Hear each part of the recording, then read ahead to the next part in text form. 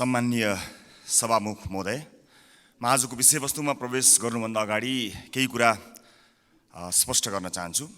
जनतामा भ्रमित हुने गरी जबरजस्ती फैलिएका प्रोपागान्डाहरूको प्रतिकार गर्न र सत्य सन्देश प्रवाह गर्नका लागि एक जिम्मेवार जनप्रतिनिधिका हैसियतले आफ्नो दृष्टिकोण जनता समक्ष पुर्याउने थलो पनि संसद भएका हुनाले म यो अनुमति चाहन्छु।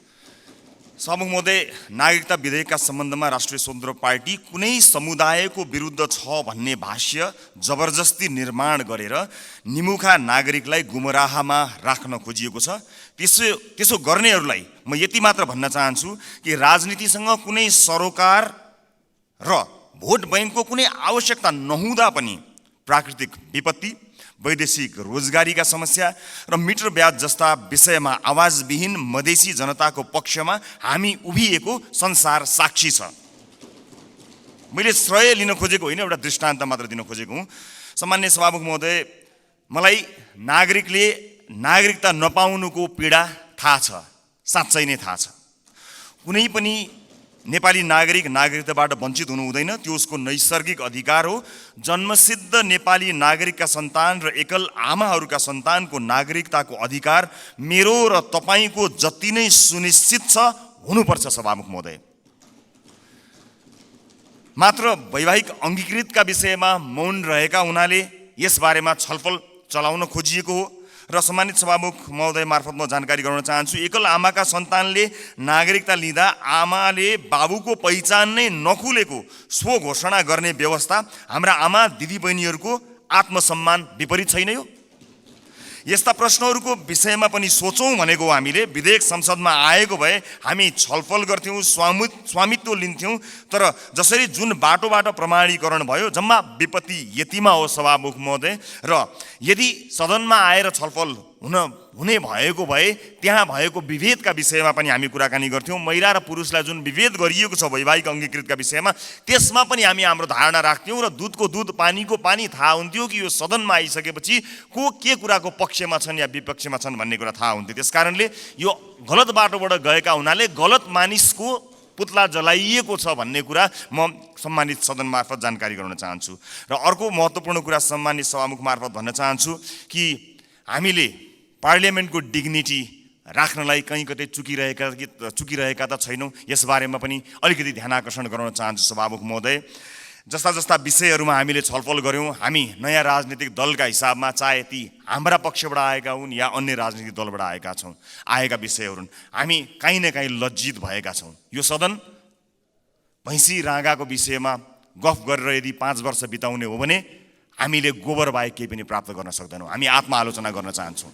हाम्रा दलबाट पनि भएका कमी कमजोरीलाई आत्मआलोचना गर्न चाहन्छौँ र नयाँ राजनीतिक दलका रूपमा हामी एउटा नयाँ अभ्यास लिएर आएका छौँ। हामीले आज बजेटमा कुराकानी गरिरहँदा, राष्ट्रका महत्त्वपूर्ण मुद्दामा कुराकानी गरिरहँदा आम सर्वसाधारणमा संसदबाट गएको सन्देश राम्रो सन्देश गएको छैन। म आफ्नो भागको ब्लेम, आफ्नो भागमा परेको जुन दुःख छ त्यो आफू जिम्मेवार हुन चाहन्छु र आफ्नो राजनीतिक दलका तर्फबाट गत केही दिनहरूमा भएका बहसहरू अलिकति अमर्यादित भएकोमा क्षमा याचना पनि गर्न चाहन्छु।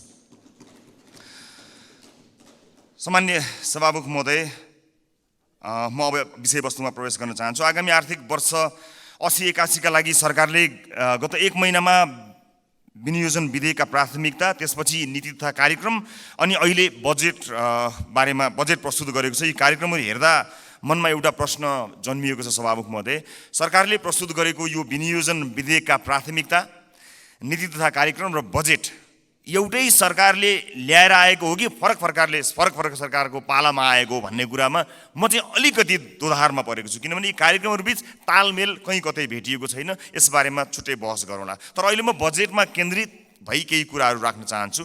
सम्मान्य सभामुख महोदय, एउटा उदाहरण मात्र यहाँ प्रस्तुत गर्न चाहन्छु। मान्नुहोस् कुनै एउटा परिवार छ, त्यो परिवारका 4 सदस्यले कमाउँछन्। एकजना सरकारी जागिरे छ भन्ठान्नुहोस्, एकजना कृषि कार्य गर्छ, एउटा खुद्रा पसल चलाउँछ, अर्को एउटा वैदेशिक रोजगारीमा जान्छ।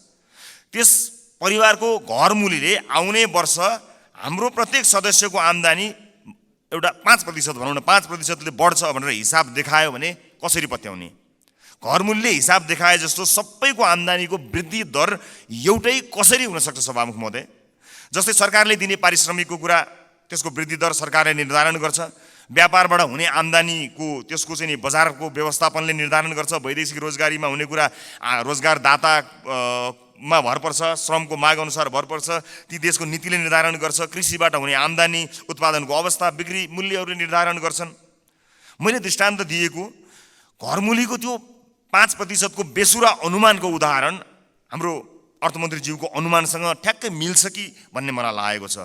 यो बजेटमा माननीय अर्थमन्त्रीज्यूले चालु आर्थिक वर्षको जम्मा राजस्वको संशोधित अनुमानभन्दा आगामी आर्थिक वर्ष चाहिँ 24.37%ले राजस्वको वृद्धि हुने अनुमान गर्नुभएको छ। यो अङ्क याद गर्नुहोला माननीय सदस्यहरू, 24.37।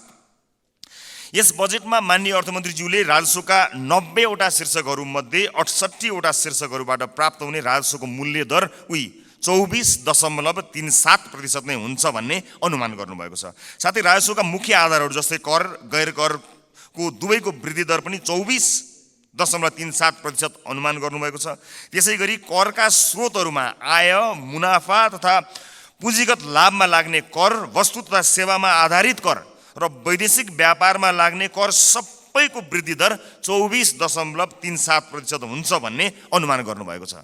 सामान्य सभामुख महोदय, होलसेलमा गरिएको यस्तो अनुमानबाट यो पुष्टि हुन्छ कि यो बजेटको लेखन एउटा झारा टार्ने काम र एउटा गैर जिम्मेवारी काम भएको अथवा हेलचेक्राइपूर्ण ढङ्गबाट गरिएको हो कि भन्ने आशंका गर्ने प्रशस्त ठाउँहरू रहेको छ। यद्यपि यो रेभेन्यू फोरकास्टरको रूपमा म आफूलाई प्रस्तुत गरिरहेको छैन र यो रेभेन्यू फोरकास्टिङको विज्ञ पनि म होइन, तर यसरी यो कुनै एउटा कम्प्युटरमा एउटा एक्सेल सिटमा चालु आर्थिक वर्षको अङ्क राखेर त्यसमा चाहिँ 24.37% जोडेर राजस्व वृद्धिको अनुमान यो चाहिँ जो कोहीले पनि गर्न सक्ने म देख्दछु। फेरि पनि म जोड लगाउँछु कि म रेभेन्यू फोरकास्टिङको विज्ञ चाहिँ होइन।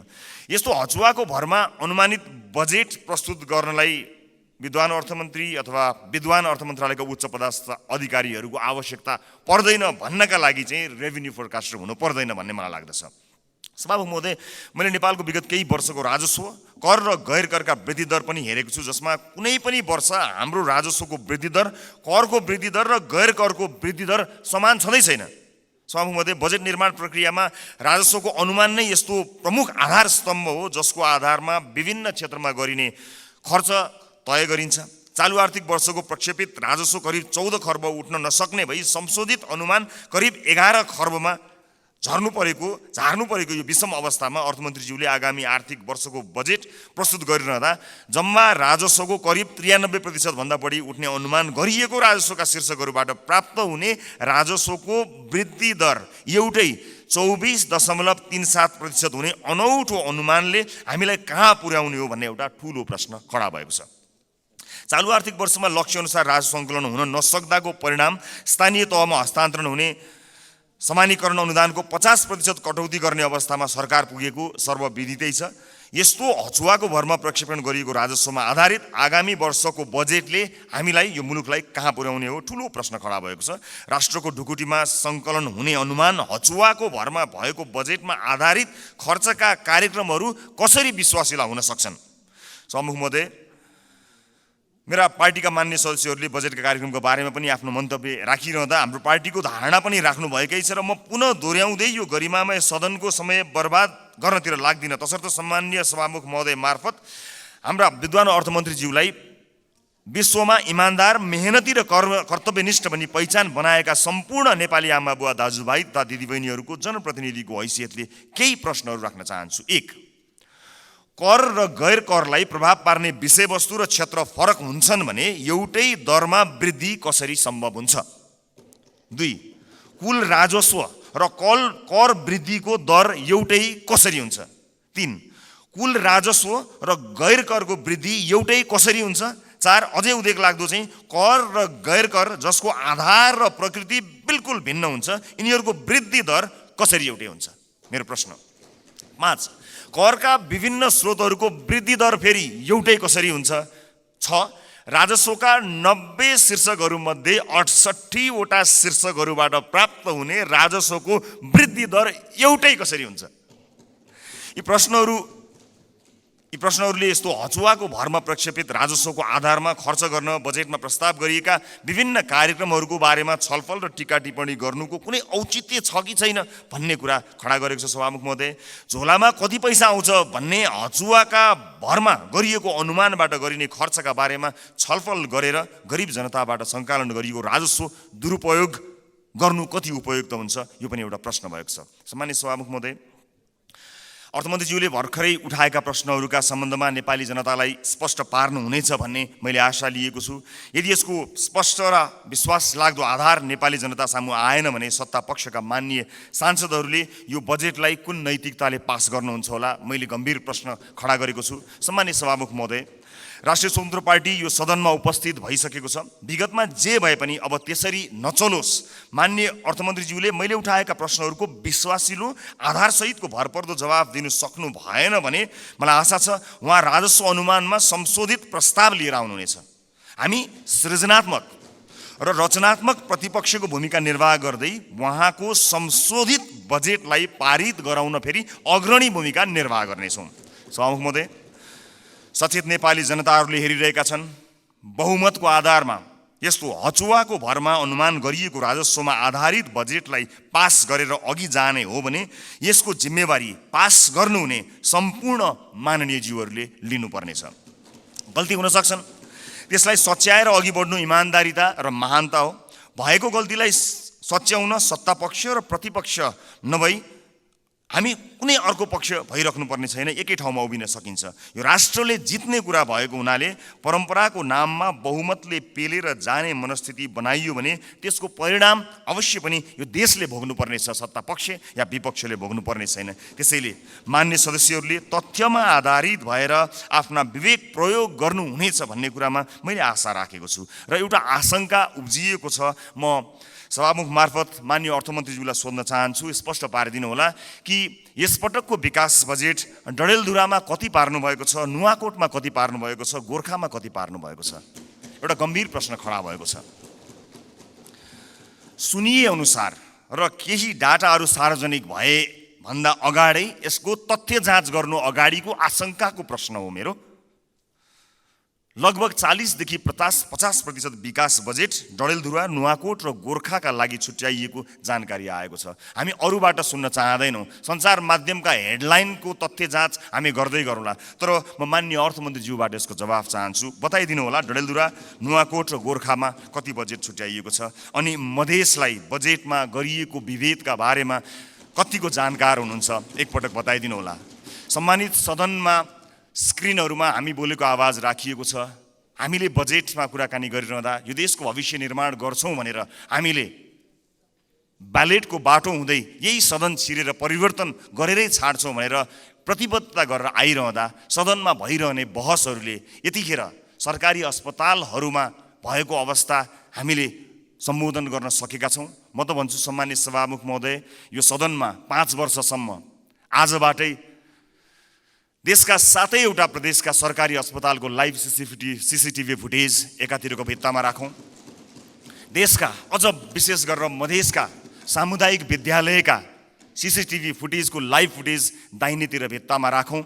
अनि बिचमा एउटा स्क्रिनको व्यवस्था गरौँ सभामुख महोदय, जहाँ करिब प्रत्येक दिन 5-6 हजारका दरले यो देशमा भविष्य छैन भनेर यो देशबाट निस्किएर गएका त्रिभुवन अन्तर्राष्ट्रिय विमानस्थलमा लाइनबद्ध भएका नेपाली नागरिकको तस्बिर, त्यसको लाइभ फुटेज राखौँ र 5 वर्षपछि हामी हेरौँ बिफोर र आफ्टर भनेर। हामी संसद छिर्नु अगाडि ती विद्यालय कस्ता थिए, हामीले 5 वर्ष यो सदनमा बहस गरेर ती विद्यालयलाई कस्ता बनायौँ। ती अस्पतालहरू विशेष गरेर बालबालिकाको हुने ती नजिकैको कान्ति बाल अस्पताल गए पनि हुन्छ, संसदपछि सबैजना जाउँ। त्यो अस्पताललाई हामीले 5 वर्ष यो सदनमा विभिन्न कसैले असाध्यै नरम भनेर, असाध्यै असल ज्ञानी प्राणी भनेर, कसैले हामी जस्ता चर्का आवाजमा बोलेर, जसले जसरी बोले ता भए पनि हामीले गरेको नीति निर्माणले 5 वर्ष अघि र 5 वर्ष पछाडि के फरक पर्यो भन्ने कुरा यो स्क्रिनमा राखौँ र त्यसपछि 5 वर्षपछि आउने सदनलाई त्यो स्क्रिनको अर्को दृश्य हस्तान्तरण गर्ने प्रतिबद्धता व्यक्त गरौँ। यदि यसरी गर्न सक्दैनौँ भने र यसरी रागा भैँसीका भरमा बहसहरू चलाएर अगाडि बढ्ने हो भने नेपाली जनतामा निराशा छाउँछ। सभामुख महोदय, म गम्भीर ध्यान आकर्षण गर्न चाहन्छु। यो सँगसँगै म अर्को एउटा ध्यानाकर्षण पनि गराउन चाहन्छु। हामीले बनाउने कानुनहरूका आधारमा र अझ विशेष गरेर हामीले छुट्याएको प्राथमिकताहरूका आधारमा जनजीविकामा प्रभाव पर्नुपर्ने हुन्छ, हाम्रो जीवनमा प्रभाव पार्ने होइन।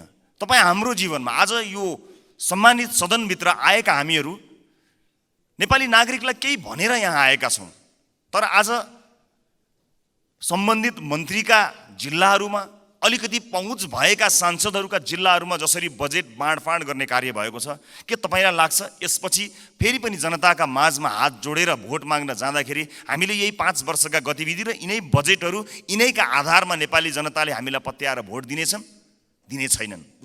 यदि नेपाली जनताले विवेक प्रयोग गरे भने दिने छैनन्। र जुन किसिमको बहस सम्मानित सदनमा केही दिन अगाडि भयो, त्यो बहस यदि निरन्तरता हुने हो भने सम्मानित सभामुख महोदय मार्फत भन्न चाहन्छु, म चाहिँ नेपाली जनतालाई अनुहार देखाउने हैसियतको रहने छैन। त्यसकारणले यो सदनमा हुने बहस अत्यन्त महत्त्वपूर्ण बनोस्, यहाँ हुने सरसल्लाहहरू महत्त्वपूर्ण बनुन् भन्ने कुराको ध्यान आकर्षण गराउन चाहन्छु र आफ्ना दलका तर्फबाट म यसको प्रतिबद्धता पनि व्यक्त गर्न चाहन्छु।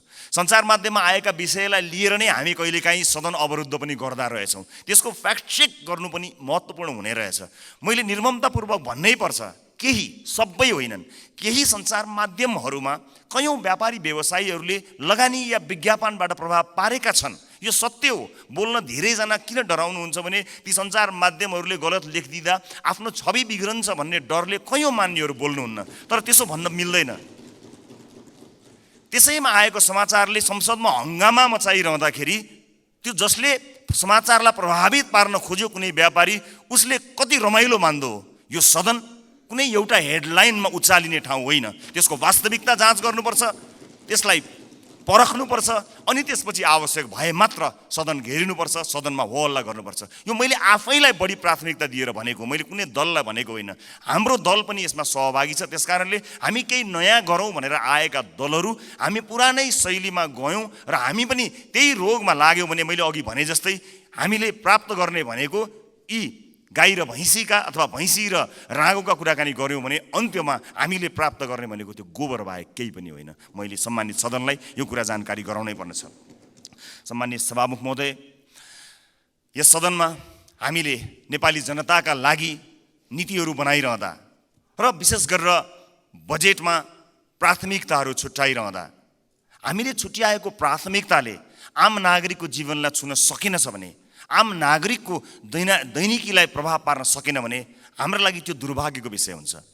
सरकारले विदेशमा रहेका नागरिकका लागि पनि अब भोटिङ राइट्स दिने, विदेशमा रहेका नेपाली नागरिकले पनि भोट हाल्न पाउने अधिकारको सुनिश्चितता गर्ने भनेर भन्यो, तर कहाँ छुट्याउनु भयो अर्थमन्त्रीज्यू बजेट? त्यसका लागि लगत सङ्कलन गर्न जानु पर्ला, निर्वाचन आयोग विदेशमा रहेका नेपालीहरूको बारेमा जानकारी लिन जानुपर्छ, त्यसका लागि कहाँ कतै मैले बजेटमा कतै मैले देखिनँ कि, मलाई क्षमा गर्नुहोला, तर त्यसलाई तपाईँले भन्नलाई त भनिदिनु भयो होला, तर प्राथमिकतामा राख्नु भएन।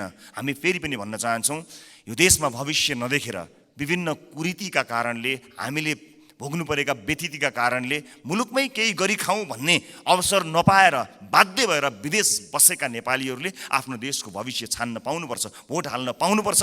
त्यसलाई प्राथमिकताका साथ राखियोस्। म माननीय अर्थमन्त्रीज्यूलाई विदेशमा रहेका नेपालीहरूले मतदान गर्न पाउने अधिकारको सुनिश्चितताका लागि कति बजेट छुट्याउनु भएको छ, के व्यवस्था गर्नु भएको छ, म त्यसको लागि पनि जवाफ चाहन्छु। र जिल्ला निर्वाचन कार्यालयहरू खारेज गर्ने जस्तो निर्णय, गलत निर्णय सच्याइयोस् भन्ने कुरा पनि म भन्न चाहन्छु। किनभने संवैधानिक निकायहरूलाई हामीले त्यसका काम कारबाहीहरूलाई यदि ध्यान दिएनौँ, तिनको स्वच्छतामा हामीले प्रश्न खडा गऱ्यौँ र त्यसलाई सरकारका मार्फत या कुनै मन्त्रालयका मार्फत ल्याएर राखिदियौँ भने त्यो साँच्चै नै दुर्भाग्यपूर्ण हुनेछ। त्यसकारणले यसलाई पनि पुनर्विचार गरियोस्। खर्च कटौतीका नाममा हरेक विषयलाई त्यसको गम्भीरता, त्यसको महत्त्व नबुझिकन गरियो भने त्यो साँच्चै नै दुःखद हुनेछ। म सम्मानीय सभामुख मार्फत यो ध्यान आकर्षण गराउन चाहन्छु। र अहिले बजारमा देखिएको वित्तीय सङ्कट, आम नागरिकले भोगेको वित्तीय सङ्कटलाई सम्बोधन गर्ने र त्यसमा उत्साह छर्ने किसिमका कुनै पनि कार्यक्रमहरू हामीले देख्न सकेनौँ। आज एकपछि अर्को सटरहरू बन्द भएका छन्। आज कयौँ व्यापारी व्यवसायीहरू बैंकको चर्को ब्याज तिर्न नसकेर कयौँ व्यापारी व्यवसायीहरू आत्महत्या गर्ने अवस्थासम्म पुगेका छन्। मेरै निर्वाचन क्षेत्रमा शङ्कर कणेलले आत्महत्या गर्नुभयो र उहाँको सुसाइड नोटमा लेखिएका कुराहरू गम्भीर छन्। यस्ता धेरै समस्याहरू देखिएका छन्। आज प्रत्येक 3वटा सटरमा एउटा सटर बन्द भएको अवस्था छ। आज सहकारीहरूका कारणले गर्दाखेरि जुन किसिमको बिल्लीबाट मानिसहरूको भएको छ, त्यसलाई सरकारले गम्भीरतापूर्वक सम्बोधन नगर्ने भयो भने धेरै मानिसहरू सडकमा आउन बाध्य भएका हुन्छन् र बेवस भएर यो मुलुक छोडेर विदेशमा रोजगारीका लागि जानुपर्ने अवस्था सिर्जना हुन्छ। अनि विदेशमा रोजगारीका लागि जानु पर्दाखेरि विदेशमा भएका हाम्रा राजदूतावासहरूको संयन्त्रले लाखौँको सङ्ख्यामा भएका नेपाली नागरिकहरूलाई सम्बोधन गर्नै सक्दैन। यहाँ केही गरौँ भन्दा गर्न पाएका छैनन्। देशै छोडेर जाँदा परदेशमा पनि दुःख पाएर बसेका छन्। मुलुकको समाजको वास्तविक समस्यासँग हाम्रो नीति, हाम्रो बजेट, हाम्रो कार्यक्रम कसरी अलग हुन सक्छ सभामुख महोदय? समाजको चरित्रभन्दा, समाजले भोगेको पीडाभन्दा हामीले यहाँ गर्ने डिस्कसन, तपाईँ हामीले गर्ने संवाद कसरी फरक हुन सक्छ सभामुख महोदय? समाजले भोगेको पीडालाई मलम लगाउन नसक्ने गरी हामीले गर्ने संवादको के अर्थ हुन्छ सभामुख महोदय?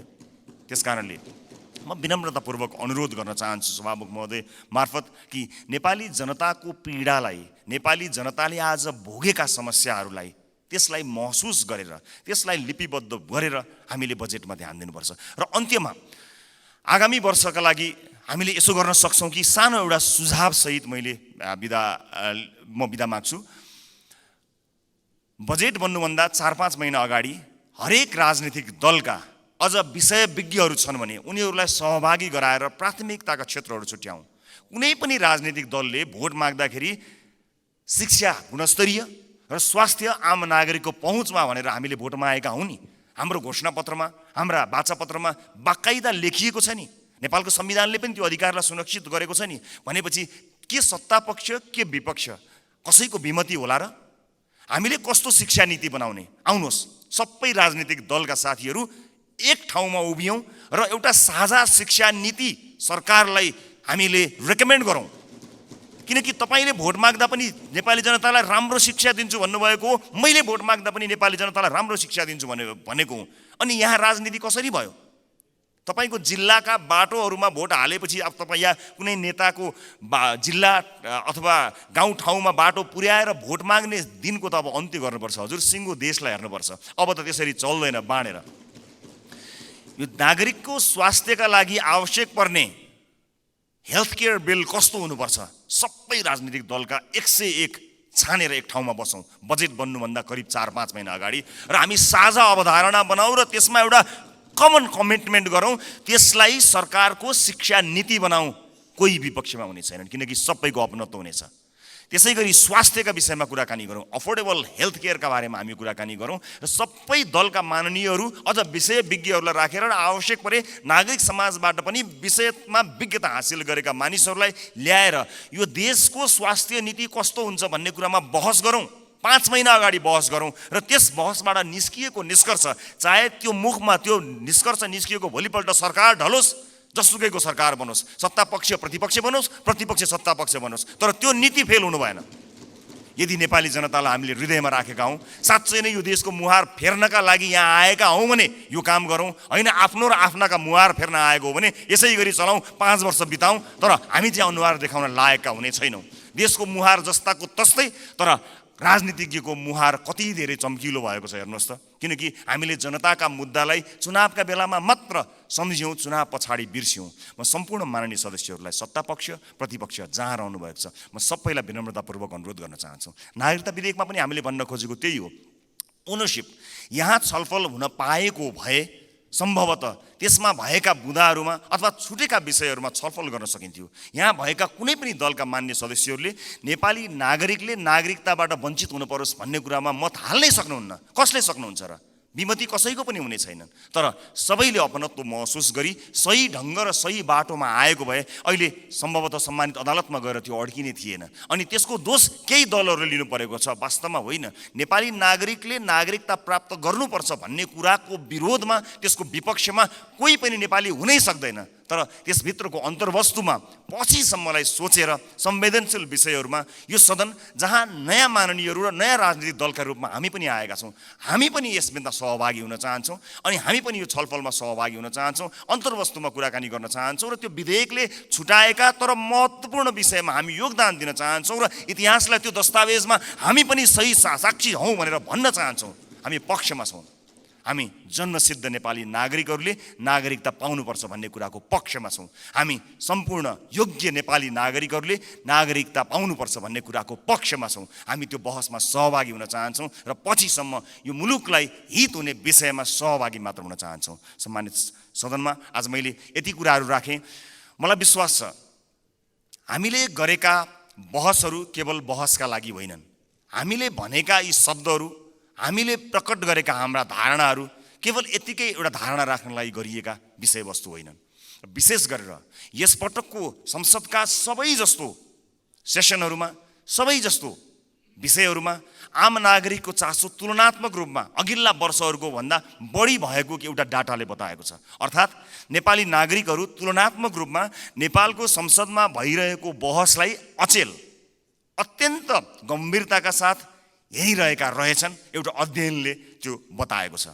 यस्तो चासोको विषय बनेको यो सदन हाँसोको विषय नबनोस्, महत्त्वपूर्ण निर्णयहरू आउन सकुन् र एक अर्कामा सहकार्य गर्दै संसदीय मर्यादालाई कायम राख्दै बहसहरू कायम गरेर मुलुकका लागि केही चिज दिन सकियोस्। र यो 5 वर्षमा जसरी भनिन्छ नि, हामी हाम्रो जीवनको 5 वर्षलाई पल्टाएर हेऱ्यौँ भने 5 वर्ष अगाडि हामी कहाँ थियौँ र 5 वर्ष पछाडि हामी कहाँ छौँ भन्ने कुरा हामी सजिलै हेर्न सक्छौँ। व्यक्तिको जीवनमा 5 वर्षको धेरै ठुलो महत्त्व हुन्छ। देशको जीवनमा पनि त्यो 5 वर्षको अझ धेरै महत्त्व हुन्छ। त्यसकारणले हामी यो सदनको जब अन्तिम दिनमा यहाँ बोल्नेछौँ, अघि मैले भने जस्तै हामीले विशेष गरेर देशको टड्कारो समस्यामा रहेका नागरिकको स्वास्थ्यमा यो 5 वर्ष सदनभित्र आएर हामीले के गर्यौँ त्यो भन्न पाइयोस्। त्यसपछि निर्वाचित हुने मान्यज्यूहरूलाई बुझाउन पाइयोस् हामीले यो देशका लागि यति गर्न सक्यौँ, बाँकी तपाईँको जिम्मा भन्न सकियोस्। अघिल्लो सदनले हामीलाई के बुझायो? आज अघिल्लो सदनले बुझाएका कयौँ भ्रष्टाचारका काण्डहरू काँधमा बोकेर हामी हिँड्नु परेको छ। त्यसको निराकरण गर्नुपर्दाखेरि यहाँ एउटा दलको नाम आयो भने अर्को दलले विभिन्न बाहनामा बार्गेनिङ गरेर त्यसलाई विषयान्तर गर्न खोज्ने हो कि भन्ने आशंका पैदा भएको छ। एउटा विषय उठ्छ, त्यसपछि त्यो विषय सेलाउँछ, अर्को विषय उठ्छ। कता कता आशंका पैदा भएको छ। मैले भनेको थिएँ कि कहीँ पुराना राजनीतिक दलहरू एक अर्काको पोल खुल्ला भनेर आत्तिएका त छैनन्, विषयान्तर गर्न लागिरहेका त छैनन्। हामीलाई डर भएको छ। नेपाली जनताले नयाँ म्यान्डेट दिएर पठाएको राजनीतिक दलका रूपमा हामी पुराना माननीयज्यूहरूबाट सिक्न चाहन्छौँ, बुझ्न चाहन्छौँ। तपाईँको राजनीतिक लडाइँ र तपाईँको राजनीतिक इतिहासको मानमर्दन गर्ने हाम्रो ध्येय कहीँ पनि छैन। कुन सङ्घर्षले तपाईँले आज यो दिन ल्याउनु भएको छ? हामी त सजिलै राजनीतिमा आयौँ। साँच्चै भन्नुपर्दा हामीलाई राजनीतिमा त्यो सङ्घर्ष गर्नु परेन। तपाईँहरू त राज्यले लखेटेको, राज्यले मार्छु भनेको, भूमिगत बस्नु परेको, जेल जीवन बिताउनु भएको त्यति ठुलो सङ्घर्ष गरेर तपाईँहरूले यहाँ ल्याउनु भएको छ। हामीलाई गर्व छ तपाईँहरूप्रति। तर गर्व गर्न लायक, तपाईँको इतिहासमा गर्व गर्न लायक वर्तमान भइदियोस् भन्ने मात्र हाम्रो चाहना हो। एक अर्काप्रतिको वैमनस्यता, एक अर्काप्रतिको तिक्तता सम्मानित सदनमा तपाईँहरू उखिरहँदा हामी के हेर्ने, मुस्कुराउने कि ताली पड्काउने कि ढ्याप गर्ने कि मुख छोप्ने, त्यस्तो अवस्था हामीलाई सृजना नगरिदिनु होला। किनकि नेपालको राजनीतिमा तपाईँले दिनुभएको योगदानको हामी कदर गर्न चाहन्छौँ। हामी त्यो पुस्ता बन्न चाहन्छौँ जो अघिल्लो पुस्ताले गरेको राजनीतिक योगदानको उच्च मूल्याङ्कन गर्न सकोस्। तर सम्मानित सदनमा एउटा पार्लिमेन्टको डिग्निटीलाई नै हल्लाइदिने किसिमका गतिविधि हुँदाखेरि कता कता हामीलाई पनि त्यो रोग सरे जस्तो पनि कहीँ दिनमा भयो। हामी त्यो रोग सार्न चाहन्नौँ मान्यज्यूहरू, हामी त्यो रोग सार्न नै चाहन्नौँ। हामी तपाईँलाई त्यही सम्मानित स्थानमा राख्न चाहन्छौँ जुन सम्मानको तपाईँहरू लायक हुनुहुन्छ। हामी नयाँ पुस्ताका राजनीतिज्ञहरूलाई तपाईँहरूले एउटा यस्तो संस्कारको विकास गरिदिनुहोस्, एउटा यस्तो संस्कार दिनुहोस् ताकि हामी भोलि पनि गर्व गर्न सकौँ कि हामीले यो तपाईँबाट सिकेका हौँ। हामीले नेपाली कङ्ग्रेसबाट सिक्यौँ, हामीले नेकपा एमालेबाट सिक्यौँ, हामीले नेकपा माओवादीबाट सिक्यौँ भनेर हामीले भन्न सकौँ, मधेसवादी दलहरूबाट सिक्यौँ, जसपाबाट सिक्यौँ भन्न सकौँ, हामीले नेताहरूको नाम लिएर भन्न सकौँ यी नेताहरूबाट हामीले सिकेको हो नि भन्न सकौँ।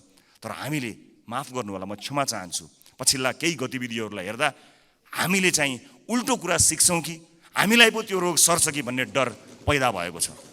म सभामुख मार्फत सम्मानित सदनलाई यति भन्न चाहन्छु कि नीति कार्यक्रमहरूभन्दा, कानुनहरूभन्दा र बजेटहरूभन्दा नेपाली जनतालाई मूलधारमा राखियोस्, देशको वर्तमान समस्यालाई मूलधारमा राखियोस्। वैदेशिक रोजगारीले गाँजेको यो देश यसका मूल समस्याहरूलाई मध्यनजर नराखिकन त्यसलाई नजरअन्दाज गरेर आँखा चिम्लिएर कहीँ पनि पुग्न सकिँदैन। त्यसकारणले नागरिकको स्वास्थ्य, नागरिकको शिक्षा र सामाजिक न्यायका पक्षमा उभिन सक्ने बनोस् बजेट, यही भन्न चाहन्छु।